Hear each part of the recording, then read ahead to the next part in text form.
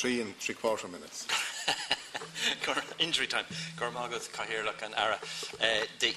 I welcome wholeheartedly the hope and the solutions that are in this plan for so many people and young people and families and whatever. However, I regretfully do reject the plan because it is not worthy of an Ireland that is resolved to also and equally solve the housing issues for people with disabilities. You mentioned page 55, the piece on disability.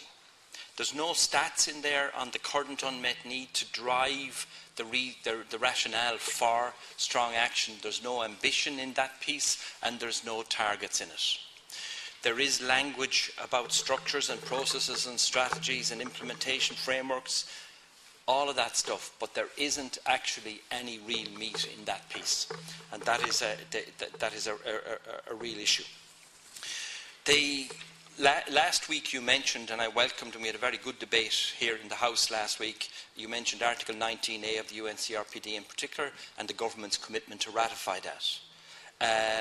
That talks about the opportunity for people with disabilities to choose, to reside, where and when and with whom they live. And here is the key piece in it: on an equal basis with others. And that's the piece that I have a huge difficulty with. This plan currently provides no equal space for people with disabilities' housing needs that I can see in it. I can't see any civil or public service, I don't think any civil or public service is going to see level of unmet need, that piece that actually spurs action and targets to deal with the issues. I can't see councillors finding any solace in this in relation to dealing with people with disabilities, their housing needs, adaptation and whatever. Look, we will ratify the UN Convention. I'm clear about that, the commitments that have been made. That this plan, in whatever way it develops, and hopefully it will develop, will be before that committee as part of setting out the case as to how Ireland is dealing with Article 19. I suppose, Minister, I'm asking you to guarantee that the action plan will ensure, and it will be easy to see it, that people with disabilities will be included in the outcomes. You, and I was delighted to hear it last night or this morning, and you've said it again today early, and I can keep hearing you say it, and rightly so, that there will not be a difference between someone in a social house and someone in a purchased house. I am really concerned that what we won't know behind that there are also people with disabilities able to live easily in those houses or have them adapted as they need them.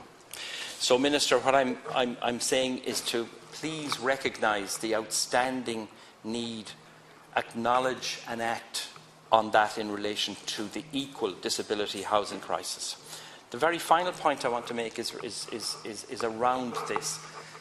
I think there's still an attitude and culture of the old politics evident in this. Somebody said last night, yes, it's important to now doff the cap in relation to people with disabilities and then deftly and silently move on. And that's why I take umbrage with those 4 paragraphs on page 55. They nod towards the inclusion of people with disabilities, but you see nothing in there about their way into proper housing.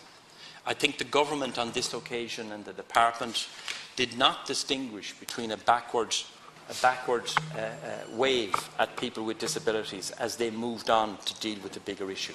Look, there is a huge housing crisis. I'm not going to take from that for one moment.